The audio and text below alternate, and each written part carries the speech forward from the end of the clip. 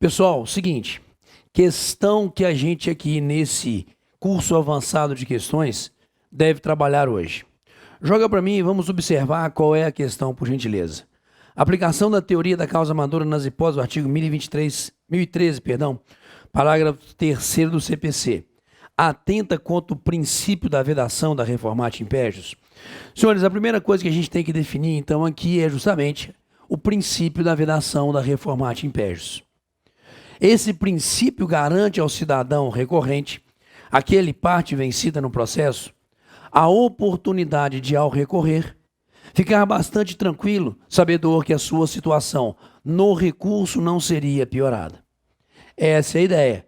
Cidadão, recorra sem problema absolutamente nenhum. Você não terá a sua situação agravada em razão do recurso interposto. Claro que esse princípio da vedação da reformatio imperios não é pautado por uma situação totalmente absoluta. Existem algumas situações em que o ato recursal pode até gerar ali, excepcionalmente, o agravar. Deixa eu contextualizar uma situação nova dentro do CPC, que é justamente ao recorrer, os honorários serem majorados, não é isso? Os honorários advocatícios sucumbenciais. Então, nitidamente, nesse caso, a partir do momento em que você recorre, perde o recurso, você teve um pouco a sua situação agravada com o acréscimo de honorários, tal como previsto no artigo 85, parágrafos 1º e 11. Mas são situações excepcionalizadas, porque a ideia primordial do princípio é justamente garantir ao cidadão o direito de recorrer sem que a sua situação venha a ser piorada, beleza?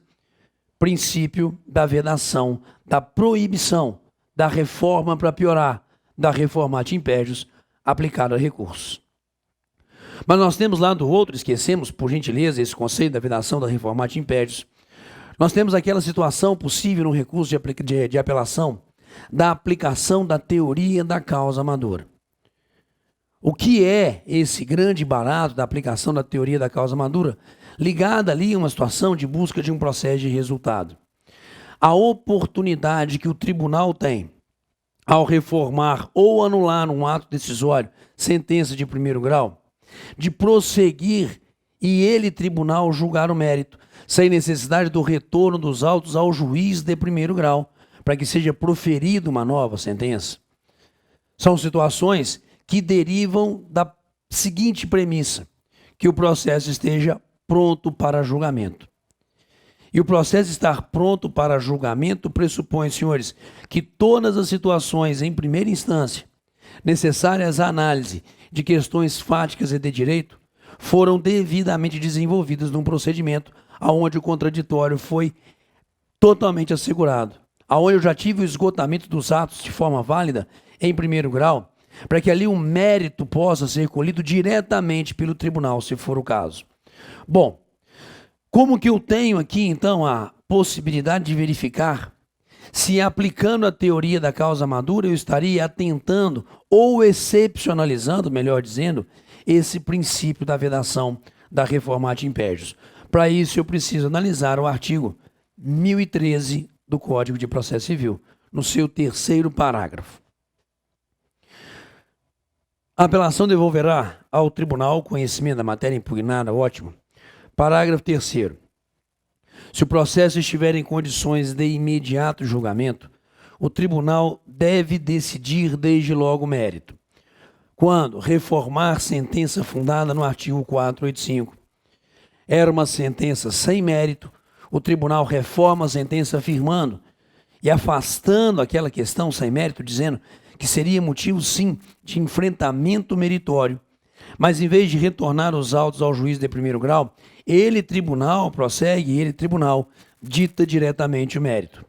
Quando se decretar a nulidade de uma sentença por não ser ela congruente com os limites do pedido ou da causa de pedir, toda vez que atentado é ali por um ato decisório o princípio da congruência, e estando o processo pronto para julgamento, não se faz o retorno dos autos ao juiz de primeiro grau para a adequação da sentença aos limites da demanda, aos limites do pedido e da causa de pedir.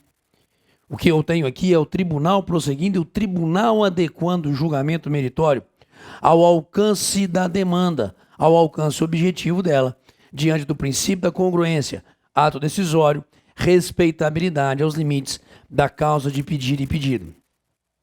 Quando constatar a omissão no exame de um dos pedidos, hipótese em que poderá julgá-lo. Tecnicamente, aqui eu tenho também esse como motivo de viabilidade, senhores, de em vez de retornar ao juiz de primeiro grau para que ele julgue esse pedido, se todos os elementos fáticos e de direito já foram devidamente trabalhados nesse processo em primeiro grau, e há omissão quanto a esse pedido, que o tribunal faça desde logo, então, o julgamento desse pedido. Insisto, sem retorno dos autos ao juiz de primeiro grau. E, por fim, quando decretar a nulidade da sentença por falta de fundamentação. Artigo 489, parágrafo 1º, traz para a gente o princípio da fundamentação devida.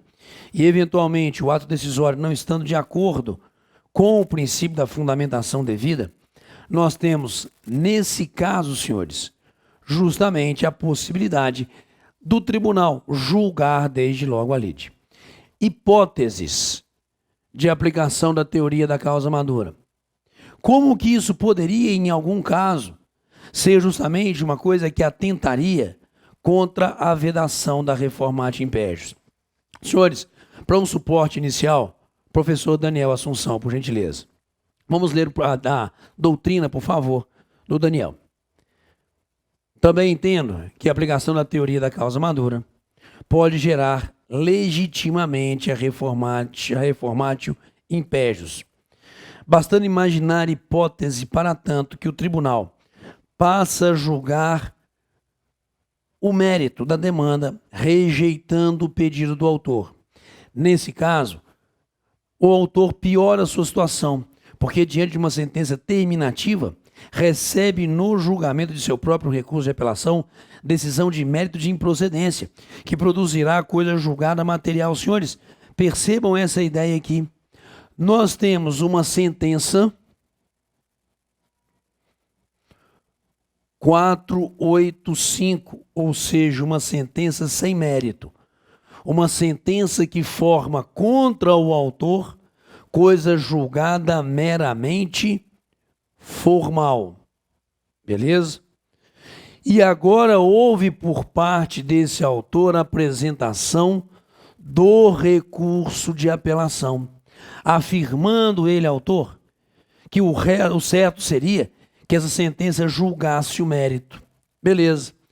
Senhores, o acórdão desse recurso de apelação dá provimento a esse recurso, dizendo realmente é causa de julgamento meritório. Só que ao dar provimento e afastar a hipótese do 485, senhores, ok?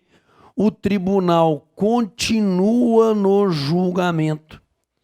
E ele, tribunal, então, profere uma sentença 487, julgando improcedente o pedido do autor? Senhores, contra o autor agora eu tenho não apenas formação de coisa julgada formal, mas eu tenho também formação de coisa julgada material, ou seja, a situação do recorrente ficou piorada. Porque o recorrente recorre, senhores, para reformar uma sentença sem mérito. Só que agora o tribunal, reformando essa sentença de mérito, sem mérito e indo ao mérito, julga improcedente o pedido dele autor. Então, peraí, o recorrente tinha contra si uma coisa julgada potencialmente meramente formal. Agora ele passará a ter contra si não só formação de coisa julgada formal, mas também formação de coisa julgada material, inviabilizando que ele possa rediscutir essa situação em juízo. Portanto, fazendo cor aqui a essa percepção doutrinária do professor Daniel, quando eu tenho aplicação da reformatio impégios, eu posso estar piorando a situação do recorrente, sendo essa daqui uma hipótese, porque eu estou não julgando procedente o pedido do autor, estou julgando improcedente o pedido dele. Ele tinha uma sentença em mãos, sem mérito, que lhe era contrário. Agora ele tem uma sentença contrária, de mérito, nitidamente. Julgamos por terra ou excepcionalizamos, nesse caso, a vedação da reformatio impégios. Pegamos, senhores? É isso aí.